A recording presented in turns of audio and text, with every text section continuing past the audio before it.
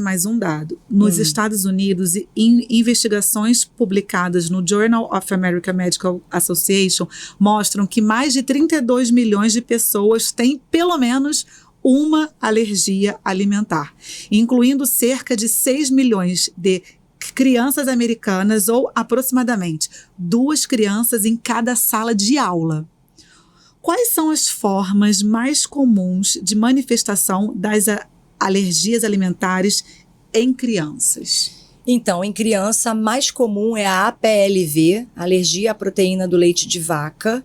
Essa alergia, ela pode ter manifestações distintas. Tá. Pode ser uma criança diarreica, que ela tem fezes mais mal cheirosas, mais explosivas. É uma criança que tem muita cólica e chora muito, tem a barriguinha mais inchadinha.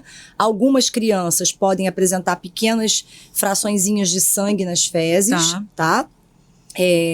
E dermatite atópica é comum também. E refluxo.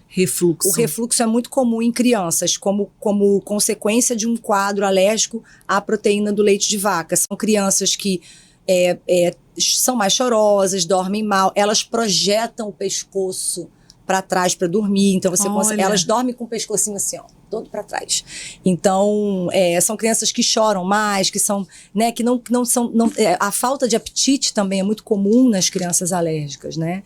Então, a APLV, que é a proteína do leite de vaca, e alergia, aqui no Brasil é alergia a leite e a ovo, as mais comuns. Agora tá começando a aparecer alergia a sementes oleaginosas, né? As nuts, né? As castanhas. Porque aqui não é tão comum. Nos Estados Unidos é muito comum amendoim. Eles desmamam com manteiga de amendoim, né? Então, por isso é tão comum lá. E lá os estudos são muito mais amplos do que aqui no Brasil. Então, eu acho que o valor... Se investe os dados do Brasil são... são contraditórios. 2 são... Eu acho que é subnotificado. Porque em muitos países, em muitos estados e cidades do interior, isso muitas vezes não chega na Secretaria de Estado para que essa notificação vire um dado, né, epidemiológico. E existe, por exemplo, uma profissional para creches, escolas? Como é que funciona isso no tratamento desse público infantil que...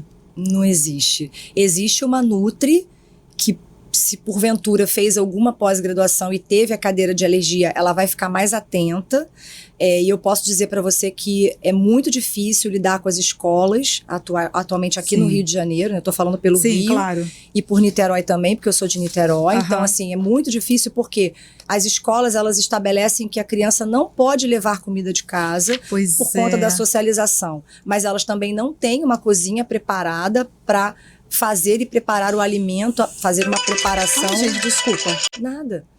Fazer uma preparação para aquela criança. Então, eu já mandei...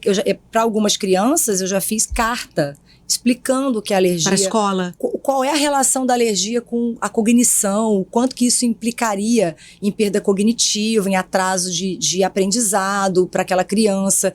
E ela pode socializar mesmo comendo diferente, porque isso é ensinado para ela, a família ensina. Eu tenho criança de 1 ano que fala, não sabe nem falar, mas se você perguntar, fulano, você pode leite? Ou pode. Ou pode.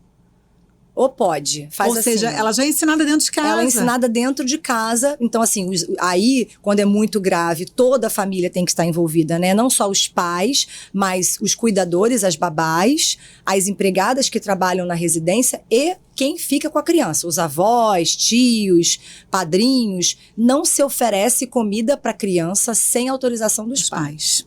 Perfeito. Né? Então, isso não deve acontecer. Perfeito. Porque você pode colocar aquela criança em risco. Pois é.